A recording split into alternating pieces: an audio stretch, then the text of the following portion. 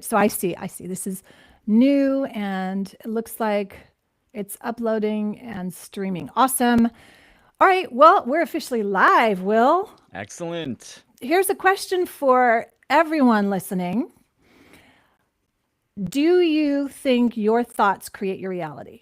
Do you believe that? Do you believe this concept that your thoughts are creating your reality?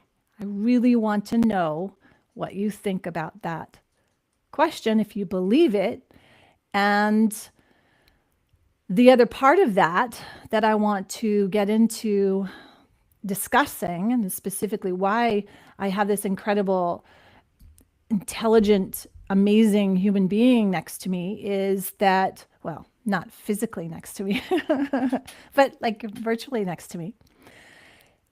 That as within, so what we're inside of us are feeling and thinking is what we are projecting or is what is going to correspond in our world. And how does that relate to how we show up and lead? Lead ourselves, lead our families, lead our businesses, lead our own thoughts, right? Lead our own emotions, lead our actions.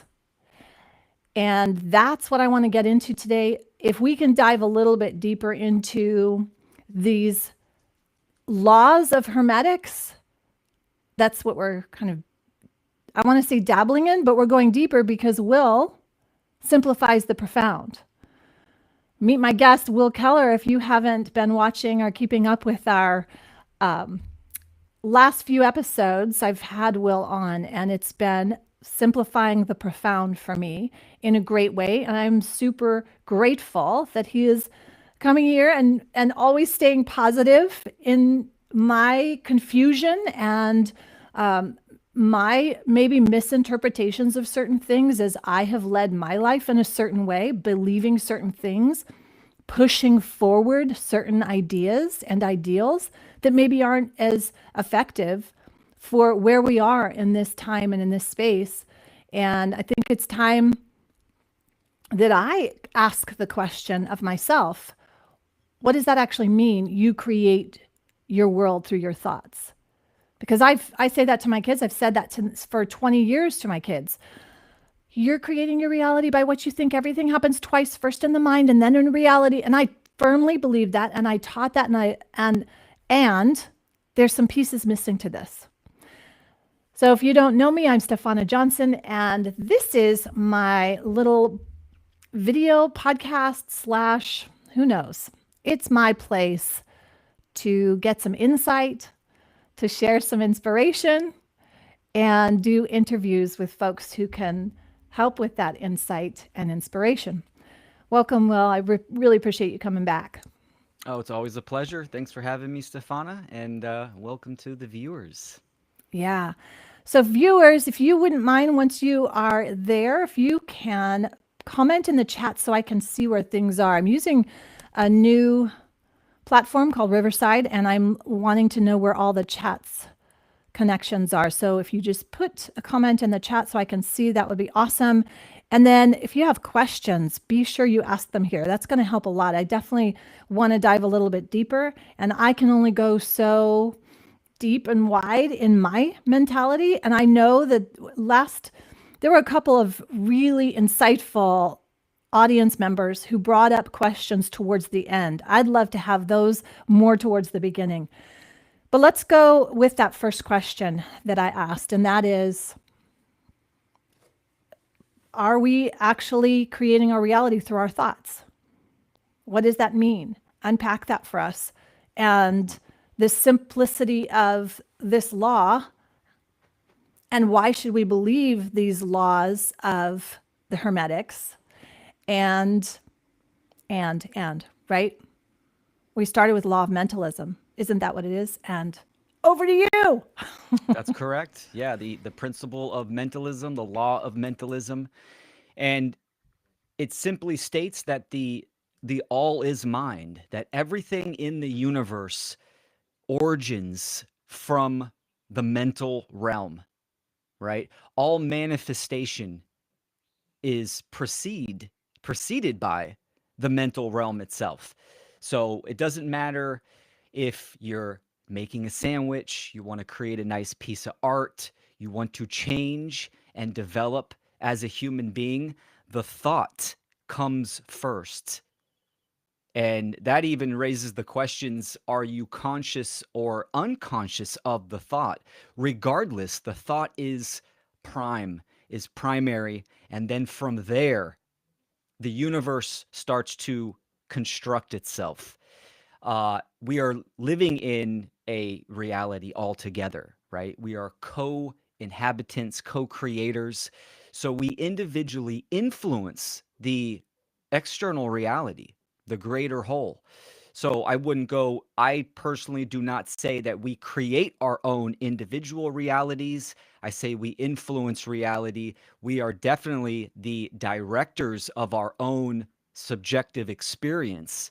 Now, in the external, in our internal ecology, our internal environment, right? Our own mental world, absolutely, we are the prime drivers behind that. And that opens up a whole realm of development. And that's ultimately where change starts. It starts in that mental realm, internally, and then it radiates externally. Inside, source, mind, externally, and this is where we get change. So all change comes from the mind first. So that's something I think we can all agree on. There is something that I seek is something that we can all agree on, that's true across the board. Yeah?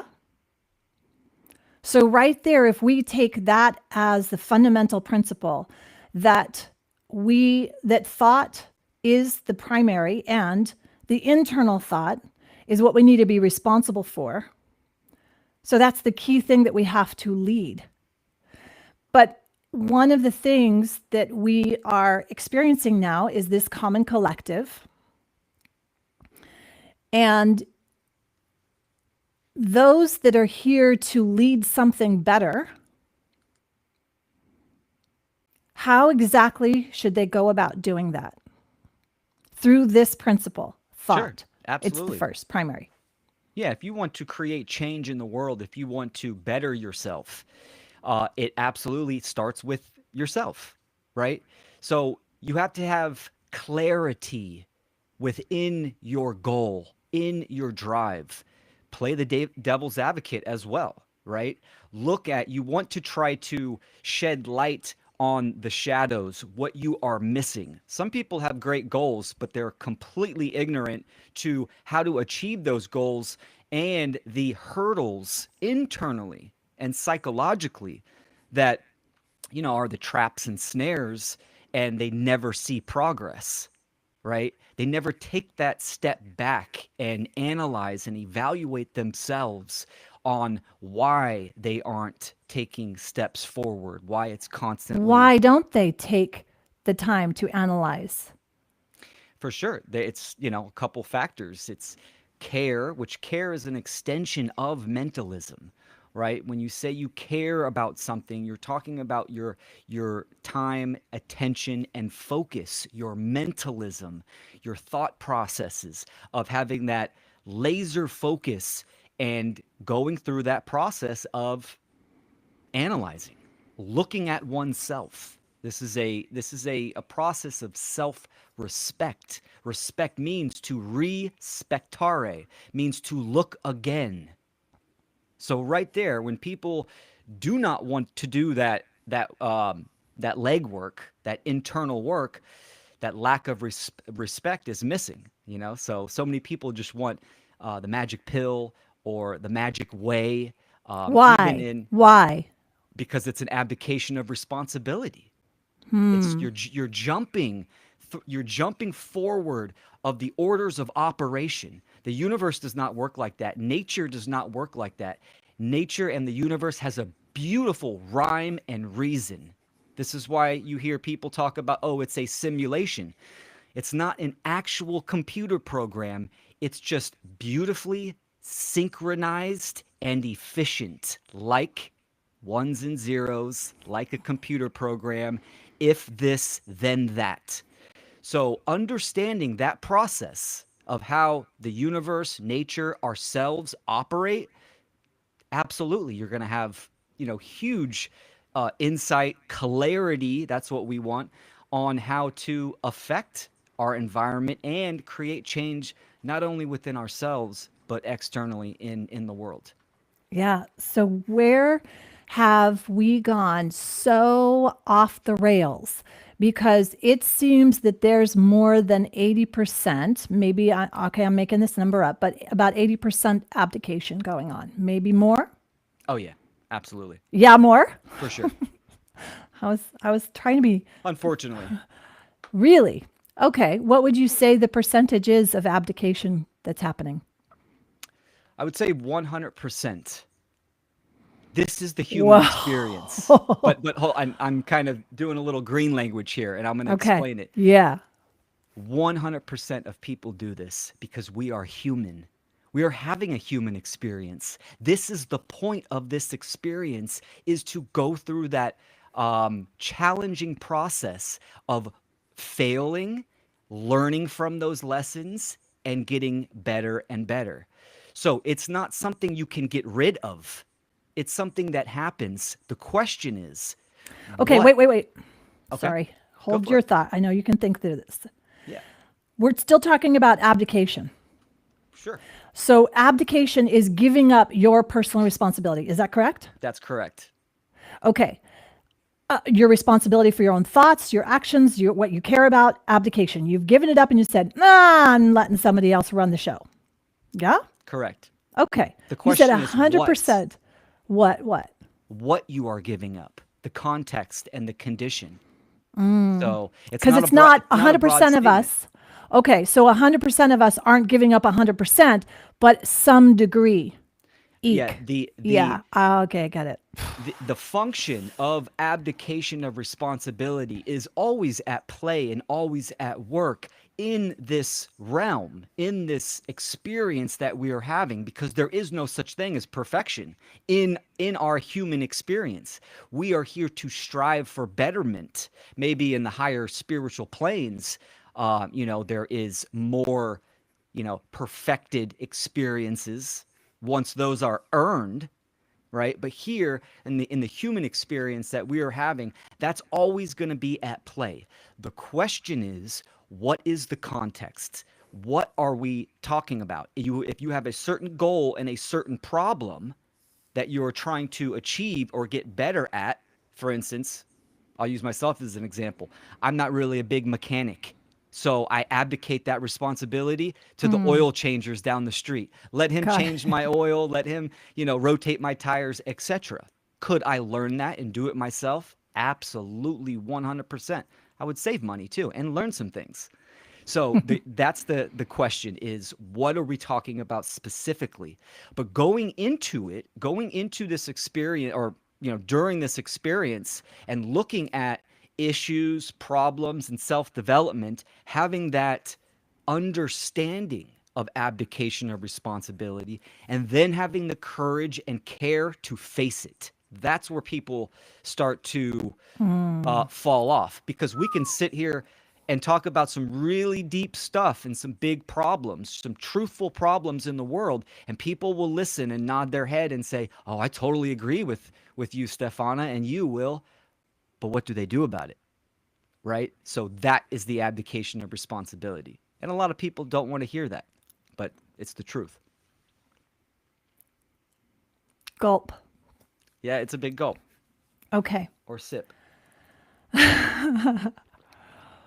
So you said a couple of things. I'm going to come back to this later, because you said strive for betterment, and then you gave planes. You said planes. So I'm assuming because you wouldn't speak about something that you don't necessarily know about, that there are other planes. Okay, so on this human plane, this human experience, we're playing this out, that's essentially learning and growing, and we call it failing and practicing and learning and experiencing life. And then we can put it into the context.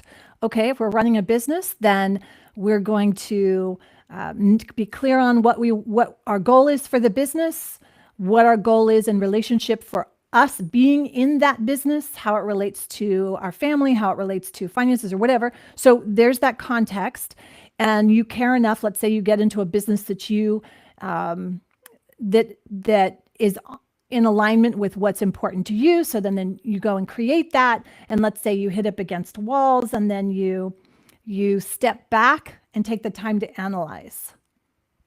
And then you go back in and you do it again because you have courage and you care enough to keep this going. And you keep doing it, but you keep running. Now, this could be a business, this could be a family or a marriage, this could be whatever. We could put other examples in there, but let's use those that are tangible. Anybody could think, okay, a marriage or relationship. And so let's say you've come back and you've done this multiple times where you're checking things out and you have enough self-respect and enough respect. You're inspecting and you're looking at the orders, doing the best to, as you learn and grow. So you do more, better orders of operation, and you come back and guess what? It's still just as messed up. Right? For sure. What's missing? Well, there can be many factors, and understanding, this is why it's important. Let me say this. This is where the law of attraction that most people understand and know has been a complete deception and a failure for the majority of people. And I say this because this scenario that you just explained, a lot of people have experienced that, Yep. but I've done everything the book says. I've done everything to the law of attraction and still not happening. And this is mainly the deception comes in is that solipsistic kind of mentality of that we are individually creating our reality when in fact we are influencers in a shared reality. So whatever there could be many ventures or factors on a venture that someone is trying to do. Could it be just someone is in the wrong line of work, and it's not, adding up, it's not looking at, and you need to pivot in your place of interest? Sure, that could be it. That's something for someone to kind of dive into. Again, going into that mental realm and asking yourself the meaning and the purpose by which you want to accomplish. What does it stand for? What are you gaining from that? And what are you giving back to that as well? There's many things that I've started and, failed at. And some I kept going and achieved what I wanted to achieve. And some I let go and had to do a pivot. That's what I simply call it, a pivot, right? And that's something that we just need to understand, that something might not go your way because we are sharing this reality. And you need to have that. That's where that clarity comes in. Are there factors within yourself that you can change and adjust? Or are there external factors that are inhibiting you and restricting you from going further? An example, I would love to have a homestead and a community and not be violated. Right? Well, there are outside factors that are hindering and restricting that goal. So, what do I do about it? And that will set me on a pivot to do something different, to ultimately try to aspire for that ultimate goal. So it's not a objective answer with that. The objectivity is, of course, the work is done in the mind. The factors that are involved could be very relative to a certain, person or situation. Right. So when you said solipsism, and I want to go back to that word because it's like if somebody's new listening to that, maybe they wouldn't even understand that word. It's not a common word we throw around. So can you just unpack that a little bit more and give us an idea of specifically how that shows up? Yeah. So solipsism, it's all throughout the New Age movement. It's in many ideologies. The word solipsism comes from solace, and it means alone. One own self or mind is all that exists. So it's very self-centered and egotistical. Nothing else matters except I, except the self, me. And of course, in this human experience, we need that healthy ego, that sense of self, right? But when it is dominant, that's where you get into solipsism, where you don't care if you violate other people. You don't care really about anyone else. It's all about what you want and how you get it. How is that And different from narcissism? well, I would say they're very much in line and they're synonymous. You know, for sure. Narcissism, there are many tactics that come with narcissism, which you could almost see as solipsism, the seed towards narcissism, right? Because you can be a solipsist. I mean, just think about how many people say and subscribe and act on that we as individuals create our experience and we create our reality. Think about that. If you yourself, if the universe existence is relative to you, then of course there's no truth, there's no deception, there's no right, there's no wrong. It doesn't matter. It's all about how you feel and what you want. And I know a lot of people that are in that state of mind, and their personalities are gentle and nice and kind, but that is still solipsism, and that absolutely has an effect on the way they perceive the world and how they act in the world. And then you take it a step further, and you're stepping into the gradient of narcissism, where there's gaslighting and other tactics as well. But they're very much synonymous, for sure. So I have to call myself out on this because I absolutely have that as a fundamental belief system. I kind of grew up with that. I was fully immersed in that. And there's a part of me that's still trying to make sense of this because I would say to others, this is my reality. This is what I believe. And I would even say to my sons, right? What you believe to be true is what you yourself believe is true. And that now I can see is completely setting up someone for planting the seed of narcissism, planting the seed of that solo on your own, everything's the single, whatever it stems from within. And what my needs are more important, or my beliefs are more important than anybody else's. Now, in my thinking and the practice that I was involved in for decades is that I was believing I was helping, right? I believed that I was helping others. Like, now I can unpack that, and contextually I have to go, okay, well, in context to that, I totally didn't agree with that. However, that was the view that I saw the world through.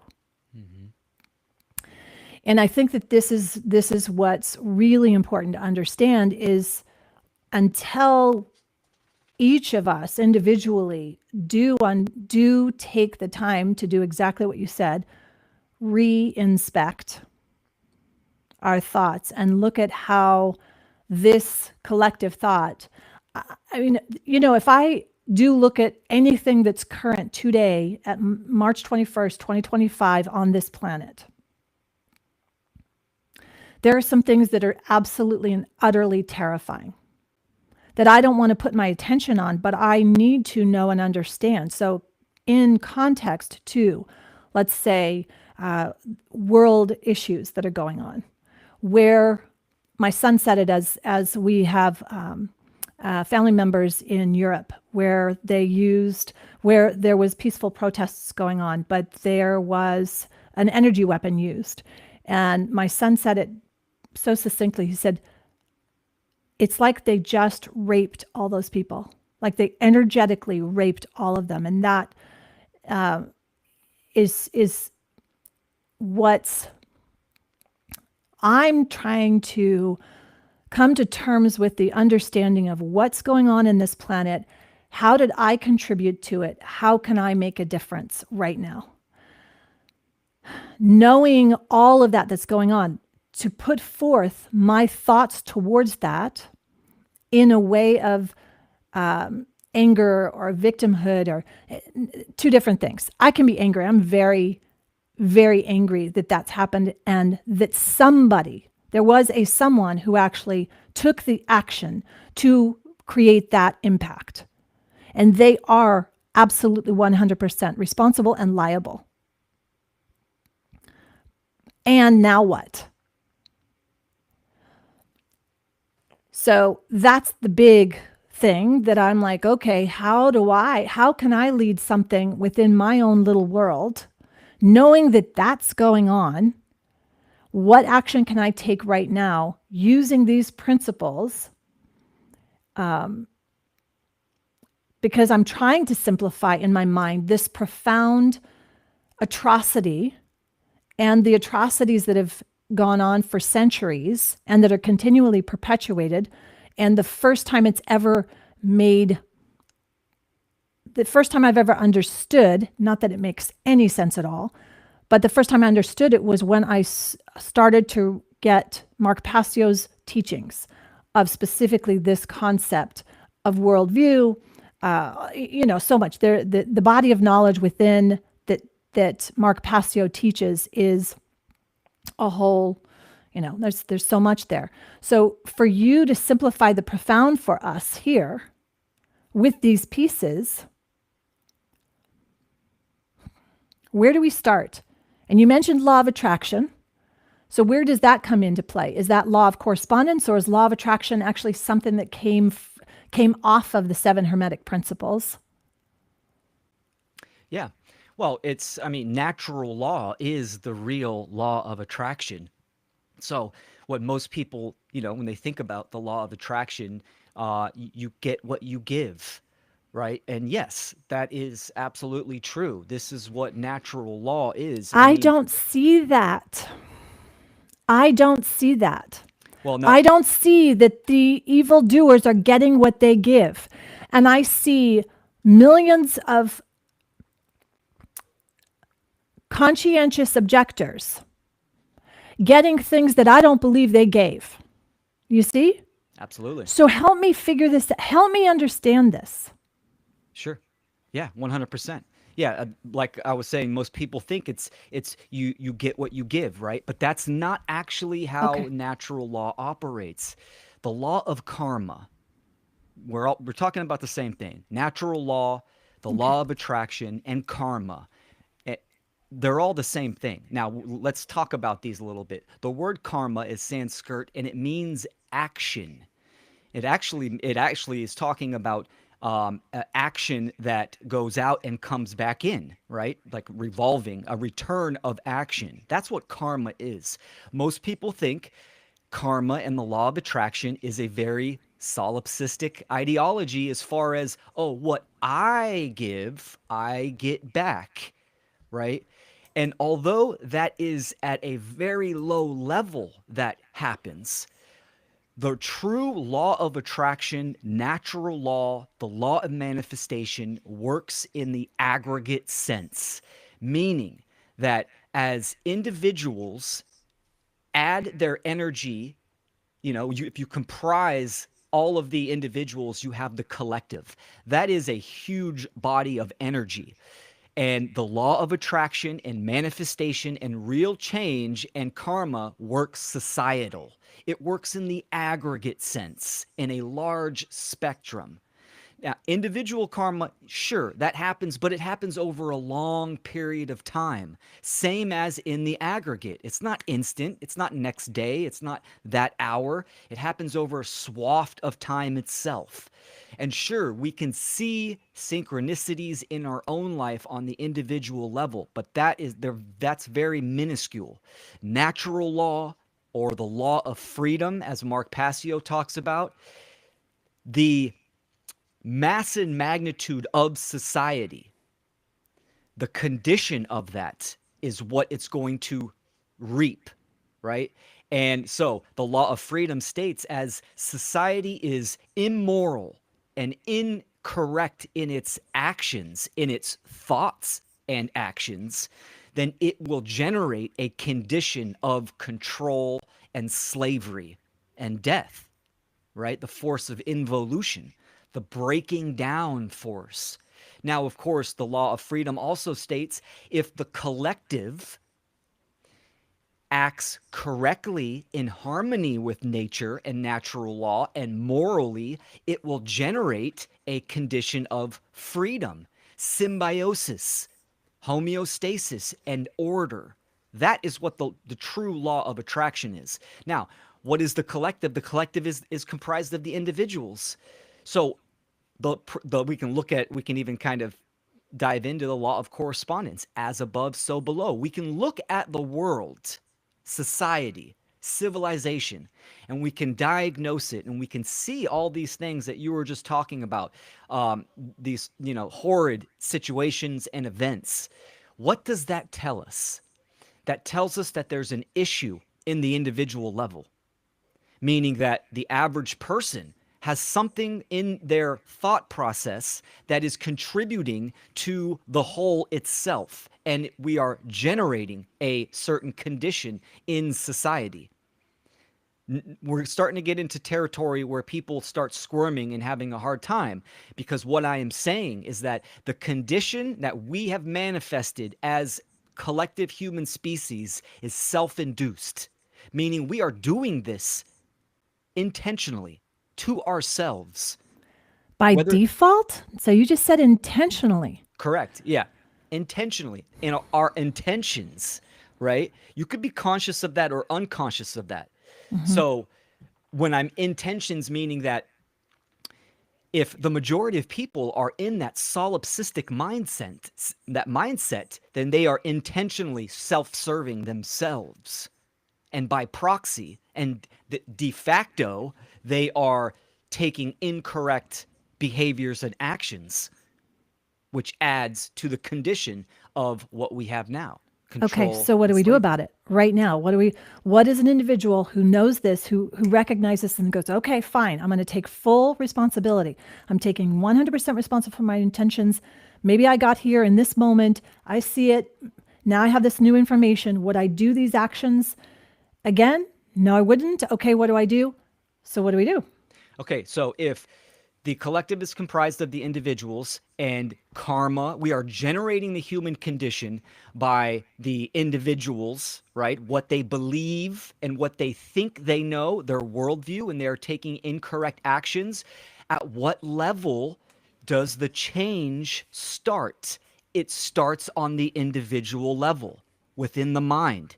So first and foremost, you have to have a correct diagnosis. You need to understand what natural law is. You need to understand the difference between right and wrong.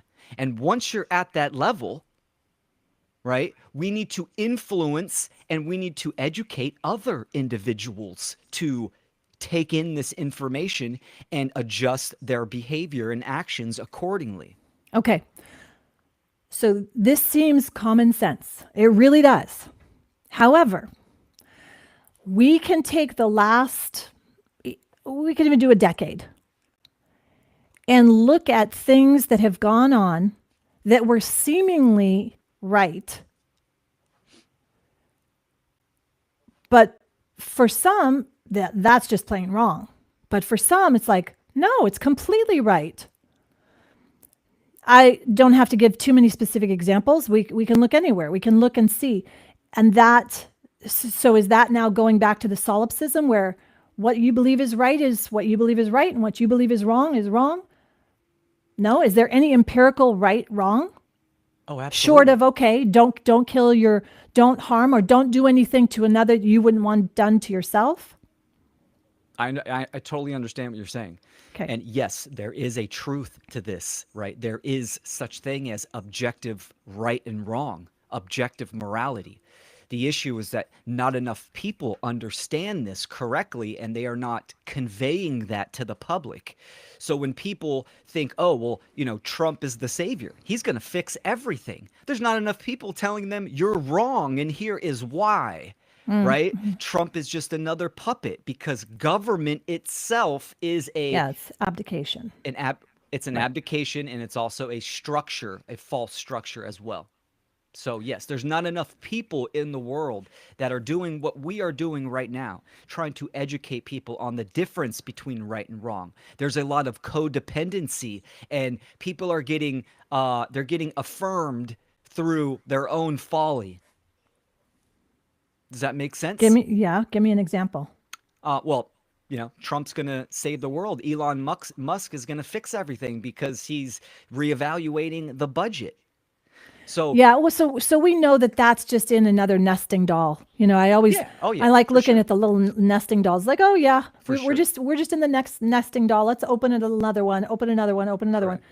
So we know government, we know all of that. I mean, this is, but we know government's basically like a reality TV show. I mean, anybody, any leader, anyone who's actually has a little bit of common sense can go, yeah, that's reality TV. Anything we're seeing on TV at this day and age, most certainly is reality, like a told reality. They're telling a vision.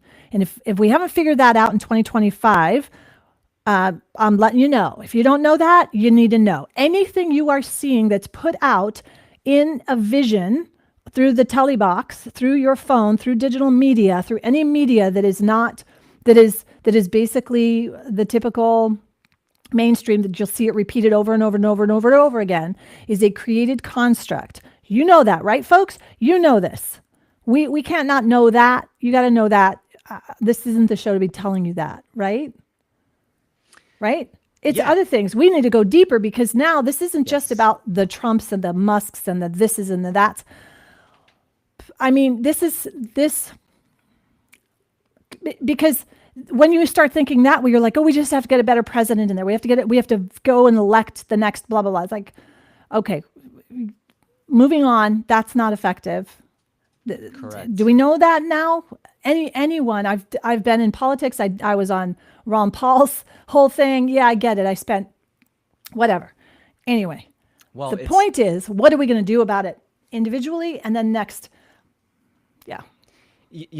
Out of the about the 7 years that I've been doing this publicly and going out on the streets and talking to people, a huge body of people actually agree with me when I start talking about, the immorality and the illegitimacy of government. They start, oh yeah, I don't trust the government.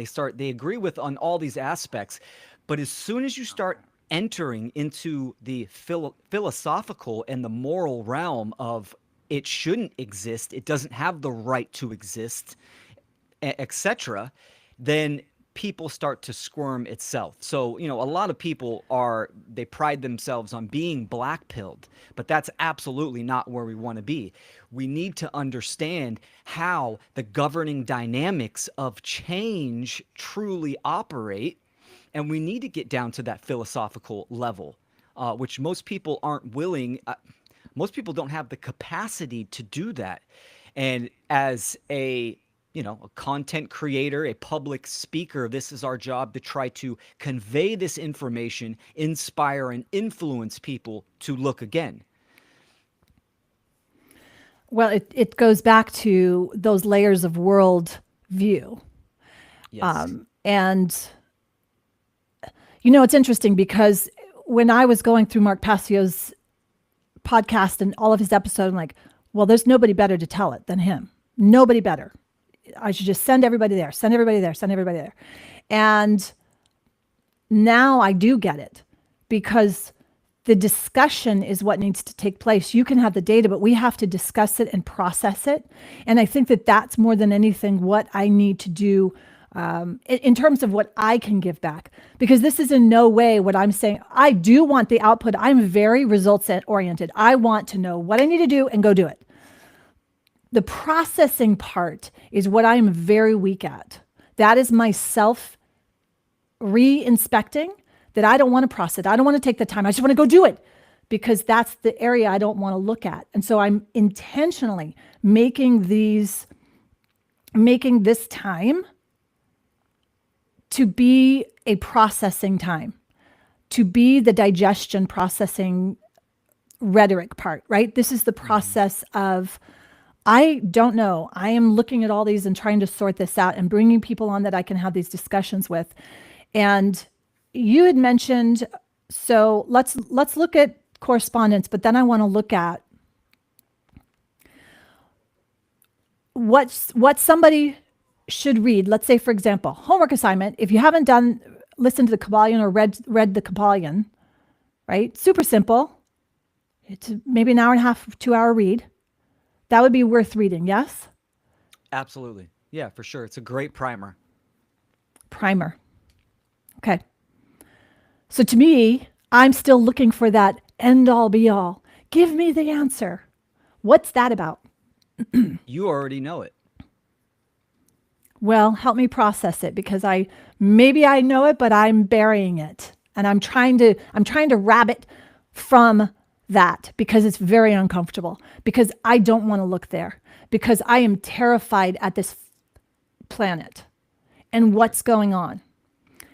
And so help me unpack that, Will. Sure, absolutely. When you talked about like the processing stage, and you and I kind of met off one of the presentations that I did, Rites of Passage, where I dive deep into the liminal space, where that is the processing stage. That is where the work is done. And, I forgot that. Thank you. I needed that reminder. I need to go back and review that episode. I bring that up just because it's very common in these discussions. Well, when you're talking with other people that are, taking this information in for the first time, and, talking about the control structure and self-governance, they really want to know all the details of, okay, well, how would society operate with this? What about the roads? What about this? And, the handicapped and etc. That is, their ego and their mind trying to make sense of this profound paradigm shift that you have just put on the table. And so that processing phase. But what they're doing when they are looking for those justifications, they're looking for an excuse not to consider the information that you have laid before them, right? So that, well, before I even entertain that thought of, no government, give me all these reasons. The reason is that government is illegitimate. It is immoral. Right? It's based on violence and deception. What more do you need? As far as all the details of how a self-governing society would look like, that's up for discussion. We can entertain that and go down that road. But first and foremost, the here and now, we are enslaved. We are being violated. So what are we going to do about it? You're very much taking action in that solution. So this concept of you are enslaved, there's an immediate polarization that's created. So let's get into that. Okay. Let's get into polarization. And then let's also get into rhythm, because a couple of things you said made me think of the principle of rhythm. And I think you could probably simplify that profound.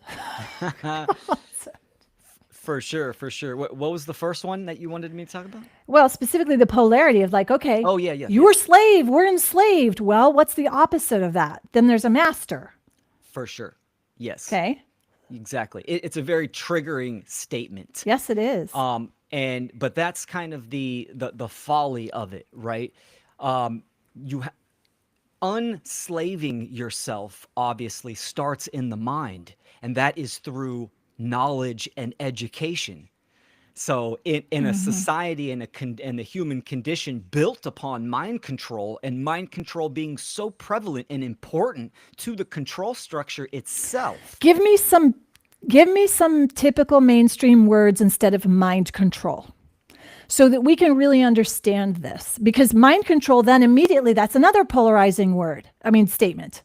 Sure. you're mind controlled. That means like, no, it's as simple as you wake up and you want to scroll on your phone. Do you not get that that's basically mind control? But we aren't going to say that. You're just basically addicted to whatever, right? So just throw out some examples so that folks can relate and go, oh, yeah, oh, I do see that.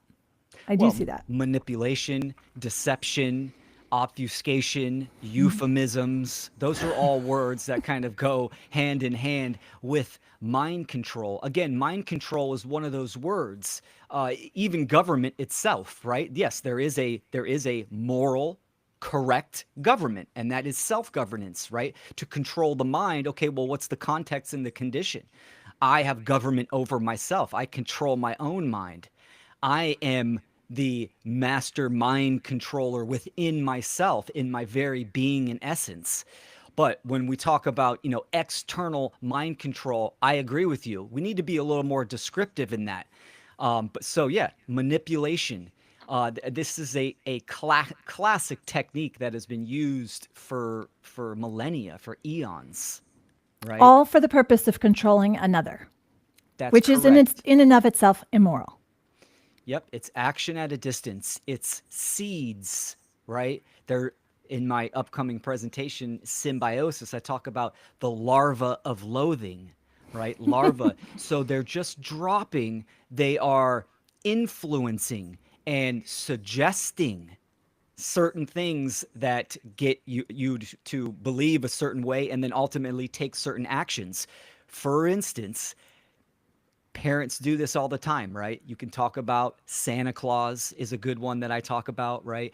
Mm-hmm. Majority of people talk about, oh, well, there's this man, he's observing your actions and your behaviors, so you better be good. If you're not, then you Right. won't get gifts, right? And then the kids get to a certain age, they realize it was just a story, it was just a lie, it was just mind control, Okay. right? And then they Yep. grow up and they do it to their children as well. Yeah. Public And so school.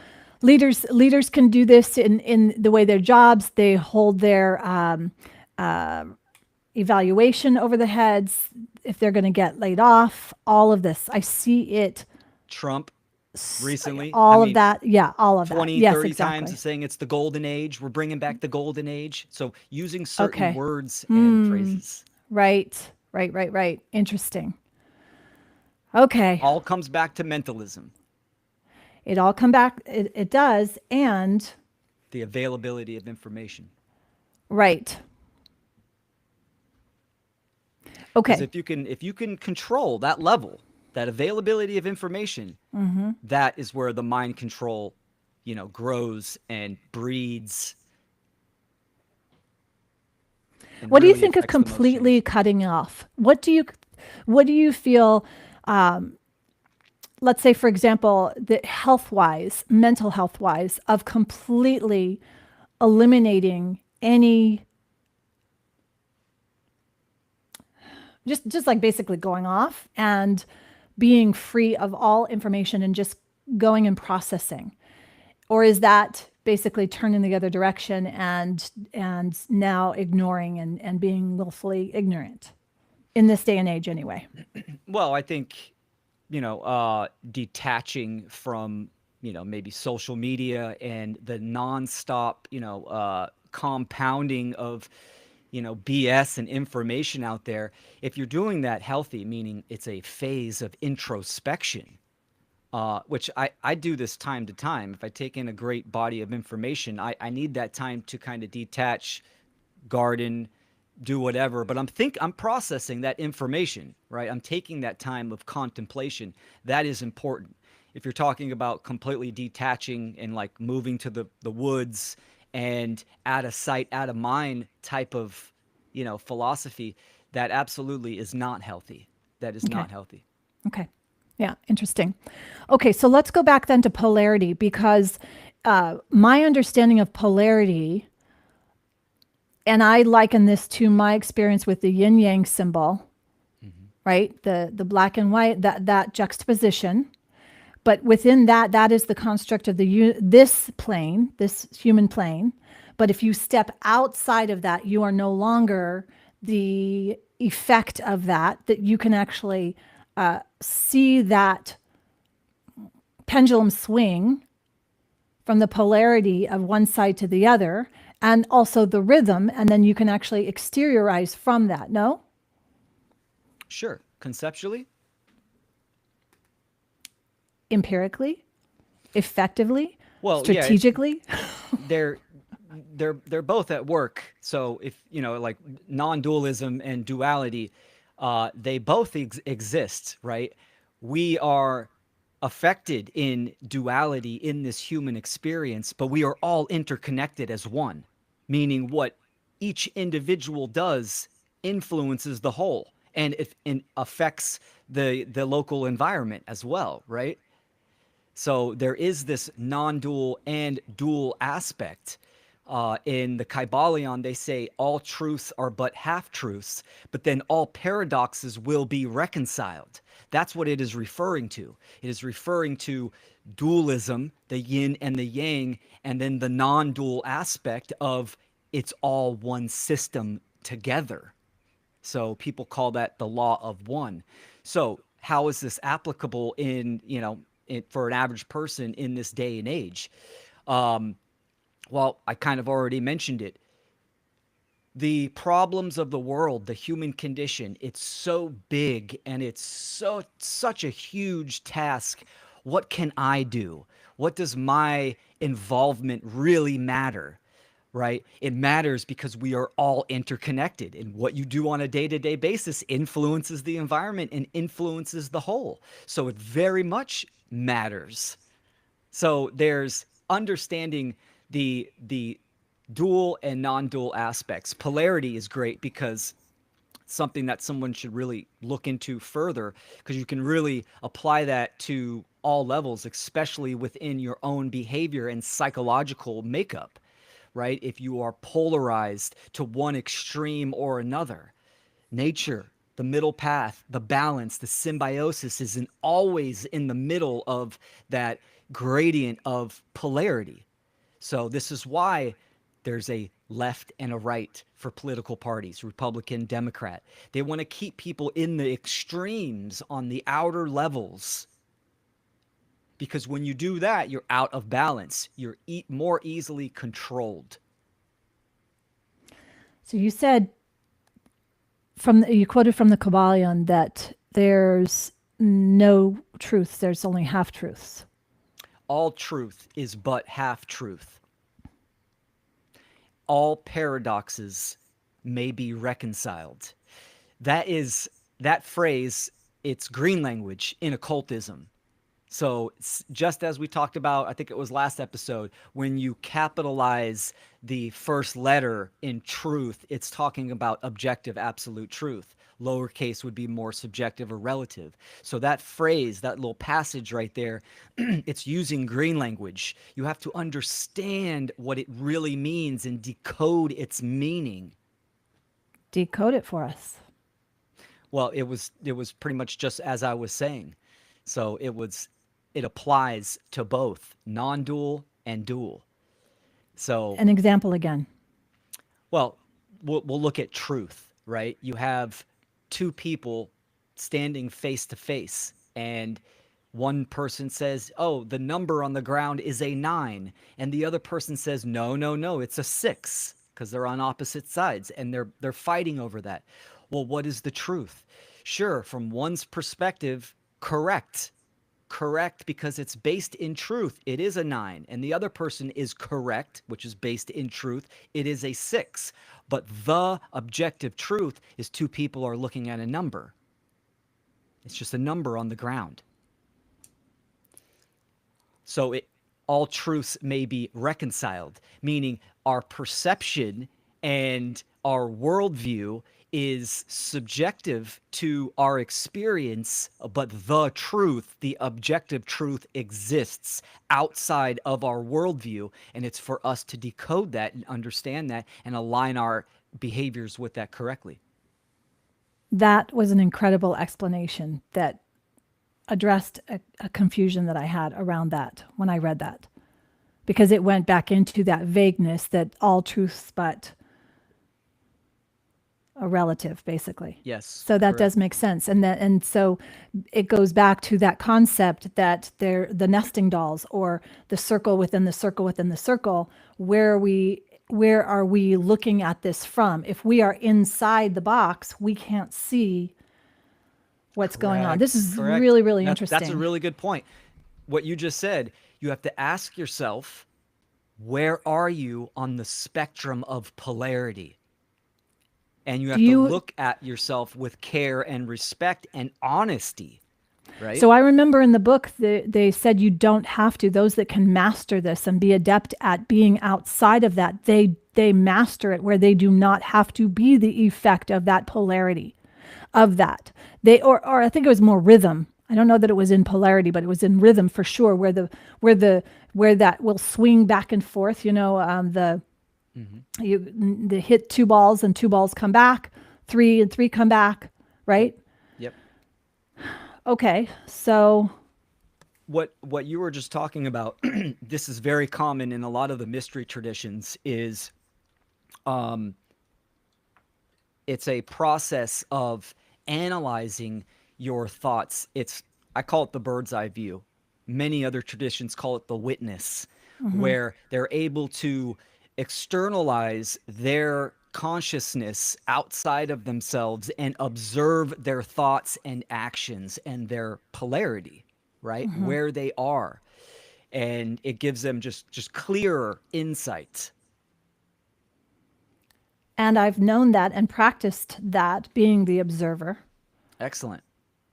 but also went straight back into solipsism, where I am not responsible for that over there, allowing for them to have their own reality, allowing for that instead. Not necessarily picking up arms and saying, that's it. You are not going to harm this, not on my watch. Do you know what I mean? So no, Absolutely. that's their responsibility. They have to. So how do you, It how still goes back to the first principle of mentalism, right? You're limited with the information that you hold. So you can be the witness, you can be the observer, and you can look at analyze yourself, but you're still pulling from and analyzing from information and knowledge that you hold. Is that information correct? Is it invalid? Is it deception? Etc. So okay. where this goes, how do you delineate this, is obviously there is a process of truth discovery that is the trivium itself. Which is an ancient, it's been around thousands of years, this trivia method, a threefold. I think I was reading something, I don't remember when, was something about Alexander, the not so great, actually a total tyrant, right? Hmm. Who had this understanding, I guess was taught by Aristotle, that this trivium method. So explain the trivium method, how we can use it immediately, why it's important. And then I have a question for you. Excellent. Yeah, I think the trivium is, it even goes back further than that. I mean, this is a natural process of using logic and reason, logic being artificial. Human beings have this tool themselves, and reason being of the natural world. It's our innate capabilities that we can utilize. So the trivium is tre, vium, threefold path. So this is the threefold path of truth discovery. It's also the process of critical thinking. It's also the scientific method. And it's also the formula of how humanity in the aggregate can create its human condition. The trivium is, number one, grammar, meaning you gather all the information from an eclectic array of sources as much as you can. Yeah, you're gathering the raw data. Number two is logic, or the processing phase, where you're processing that raw data. You're looking for inconsistencies. You're looking for connections and for patterns, the who, what, where, etc. And then you have rhetoric. Rhetoric is your conclusion. It is your output. After you process certain information, then you can act on it within your rhetoric. So, if I want to understand the truth of what is going on in reality in the human condition, I need to gather some grammar first, as much as I can, right? Then process that to have a clear correct understanding and then act on that. So this could be having a mentor, you could do it with multiple ways. I could see this with parenting, no question. This is the threefold path would probably be the absolute best way to raise your children and educate them in this way and ensure that they understand this and build in that process and understand that for some, it's going to take longer than it doesn't happen within an hour. For me, sometimes when I'm doing a certain study, it takes me gathering the grammar part of only so much that I can actually digest. I have to spend 10 times that processing, trying to shift it away from the old other thinking that I have, especially when I'm trying to understand certain things with regards to brain injuries and understanding how the mind thinks and all of that, and then actually be able to take it back and act on it in a competent way. So for all of us, knowing this trivium method, so important, but make it real for yourself so that you can actually know that it's not a one and done and it takes you 10 minutes to get the grammar and takes 20 minutes to do this and check it off and you got 30 minutes and you've all of a sudden you've got it. This is the process. This is more than the process. You said logic is the process of the critical thinking, but it's also, I was thinking that the rhetoric part was the processing part, not the output part, which has been a confusion of mine because I am so stuck on the results. Like I want to get to the end. I'm trying to go straight to the rhetoric. Correct. Yeah, the processing, that logic and understanding, that's the liminal space, right? You have the filtration. So liminal space, what is that? Liminal, it's like the in-between, right? That's what the word means, correct. I'll give you a very easy, simple explanation. You want to get to your master bedroom in your home and you're in the kitchen. How do you get to your master bedroom? You need to walk through the hall, up the stairs, around the corner, then you get to your master bedroom. So that process of walking through your house, walking up the stairs, going around the corner, then getting to your master bedroom, that is the liminal space. So and this is what we have to lean into. This is what a lot of us who want to just get to the answer have to take the time. I think this is perfect. This is a great analogy and a place that I want to kind of wrap up tonight's discussion, that so many of us, myself included, want to move through that liminal space quickly because it's scary or dangerous. Not necessarily dangerous, but it's maybe pointless or useless, which is completely what I'm discovering is there is so much beauty and wonderfulness in that. I used to call it the seemingly mundane, right?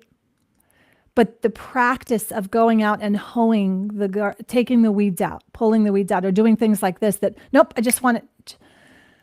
So I'm going to let you wrap up anything else you have that you wanted to say. I wanted a little bit more to understand. I'll go look this up as well on rhetoric. Rhetorically speaking, I'll say rhetorically speaking, meaning I'm just speaking. I'm thinking that rhetorically speaking, it just means I'm speaking it to everybody. I'm not saying you, I'm rhetorically speaking, but I think that's an incorrect use of words. Yeah. Correct. Rhetoric or output, it means action. Right. So now from the grammar and the logic, right? First, the logic and the processing, it gives you you understand why something is. You have the reason, the meaning, and the purpose. Now you can apply what you have learned and come to know in life itself. That is rhetoric. You're using your rhetoric, the output, which is also wisdom, because wisdom is knowledge applied.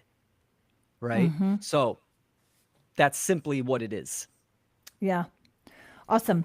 I don't want to get too much into this, but you were saying some things around, this was back when you were saying it's all one, the law of one.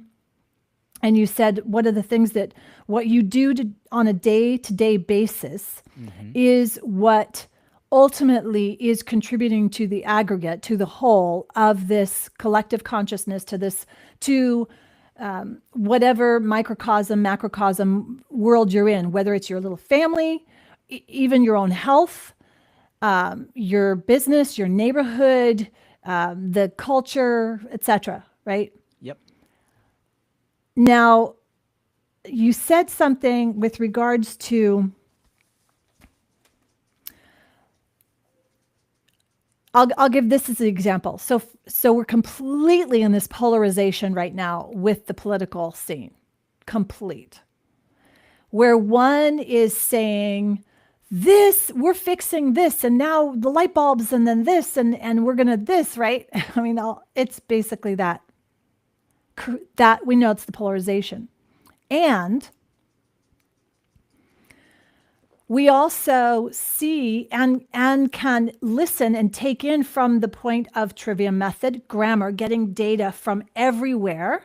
We would want to, I would say, be responsible in getting data from everywhere we can get, yes? Yep. And sure.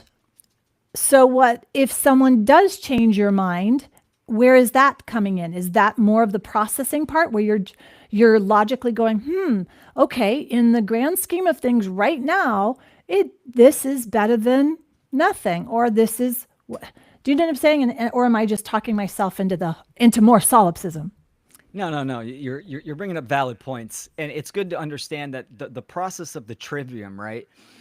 It depends on what you are applying that to, because for instance, if you want to know the truth about existence, if it's a really big question, you're going to gather your grammar, but also it's limited, right? This is why I was saying if you want to affect change, when we were talking about mind control, you have to affect that level of information, the availability of information. So there's certain grammar that's not available for you to get. How do you affect that change then?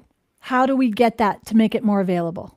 Besides, I mean, yes, we're speaking and we're trying to share and as people communicate and share, they get more, but it's still, I mean, I don't want it to be the blind leading the blind, which there's a lot of that. There is a lot of that. Or the just stupid lead. I mean, they're just ridiculous. But is that ridiculous? Or is it that I'm shutting that out, like the flat earthers or the whatever, which then, okay, that really goes back to the whole law of polarity. Yes. Because then it's like, wait a minute, the flat earthers are so then we need to make sure we're totally aware of that as a polarity. And then we know rhythm, like it's going to come back around.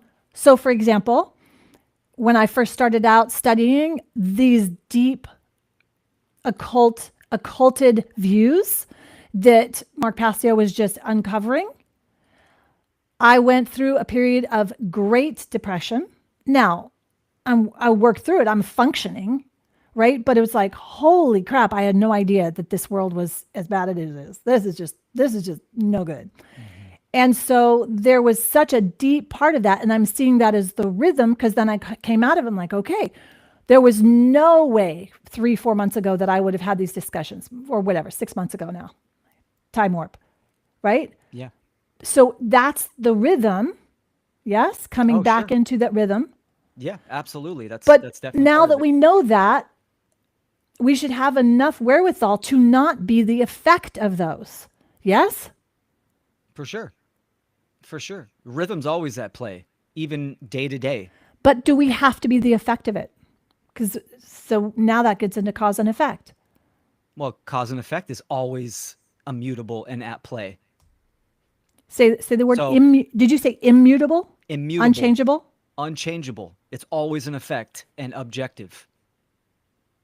Why can't you change? Just as the trivium, grammar, logic, rhetoric, and from that rhetoric, you act on something, and that will lead you to more grammar, logic, and rhetoric into something else. Right? Okay. And thus the human condition of expansion. Exactly. Okay. Exactly. There it is. The the empowering aspect is understanding the natural law principles and coming to know them and see them within your own life and applying them to the world for change. And this is an ongoing, expansive journey. I think humanity in the collective will, once we kind of get through, hopefully, this this war that we are in, and we come out on top and we really strive for true freedom, then we're just at the base level, we're at par. Then our understanding of natural law, nature's laws and principles, we can go further, right? We can go further, and that leads into a whole bunch of other potentialities. Well, But that's what we need to create. That's what we need to build on. That's where we need to go. we need to dig ourselves out of the hole and just get to par, for sure. See, I don't like that. That's Let's be done. I just want to be, let's get out of that and let's get creating. But Well, that's not going to happen. No, because correct. that's why. Correct. Well, because there's a control structure that's limiting Okay. and restricting it. It's like Yeah. the free energy people, right? They just Right. oh, if we just get free energy, Yep. all the problems will go away. It'll Nope. never You happen just get killed. with You're government. just going to get killed. Exactly. You got it.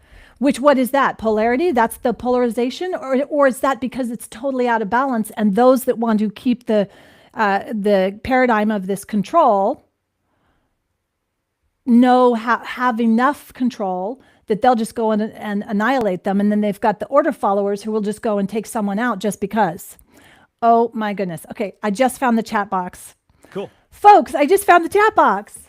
So, Kelly, thoughts seem to make the unknown known. We think multiple thoughts every moment, but only actions that follow those thoughts seem to make them, quote unquote, real. Interesting, Kelly. Any feedback on that? Only actions follow those thoughts seem to make them real. Yeah, interesting statement. Thoughts are Just thoughts. I think it depends on what it is, and how it applies to certain situations. So awesome. Can you see the chat then? that's the Will? beautiful thing about, yes, I can. Okay, That's good. the beautiful thing about imagination, right? Imagination is the creative paintbrush of creation. And this is kind of what separates humans from many other species, is that we have this profound level of imagination. And if you can see it, state of mind, you can achieve it potentially. Okay, well, there we go. And then, see, this is that either dwindling spiral or the dog chase, like, you can see it, you can dream it, you can achieve all this law of attraction, wonderful. And yet, why are we getting, and I can't ask that why anymore because you're saying it's the aggregate and we're in basically the effect. We're in the process of being flushed down the toilet. Somebody's already pushed flush and we're spiraling around and I'm trying to climb out, correct? I mean, that's what I feel like. I know it's totally disgusting. I But understand. that's what I understand that what you're feeling and what you're going through, and I can absolutely relate. And this is why it is called the one great work. The hardest work to do, to put yourself out there in public and try to influence and educate the masses, that they are holding incorrect, immoral, violent ideologies that are affecting the whole, not only just human beings, but the animal kingdom, the celestial body, the planet in its whole. The whole system is being affected by individuals holding these incorrect thoughts and acting incorrectly. That's hard work to do. Well, they can't even see that. If you look in the mirror, that's not going to be, who, me? No. Right? It's the Yeah, keto diet. We need to be on keto and be eating lots of bacon or whatever. exactly. I mean, I'm totally It's giving that, very but that's that's a that's the perfect polarity. example in the health industry. Is like, like, yeah, That's correct. I mean, that's where, being a public figure, it's not only about conveying this information correctly, it's also becoming the information, the alignment, the authenticity to the best of your ability. And even then, that is limited and hindered in a condition such as ours. yeah. But it's do what you can to the best of your ability. It's the one starfish into the ocean at a time. How long have I heard that since the little one? Okay, I'm going to take a deep breath. I love these conversations. And I know it seems like I'm going back to the same old because, I'm a newbie. I'm a total neophyte on this. And I thought I knew a lot.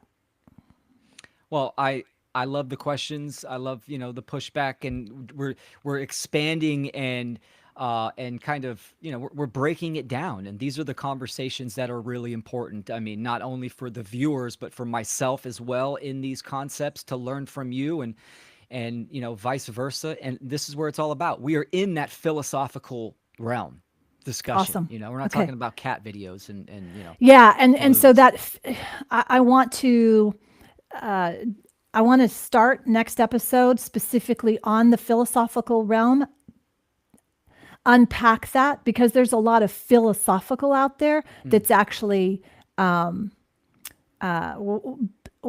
call it bubblegum. My cousin used to call like the bubblegum, like junior high. We're like, yeah, it's the bubblegum conversation, right? Because it's I don't even know why, Yep.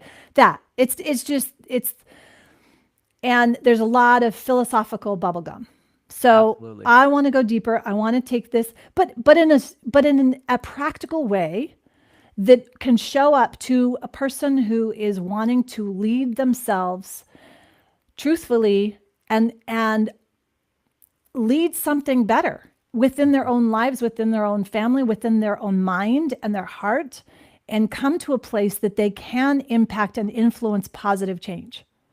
100%. Okay. 100%. It's not only just about thinking deeply, it's about thinking clearly. Yeah. That's a quote from Nikola Tesla.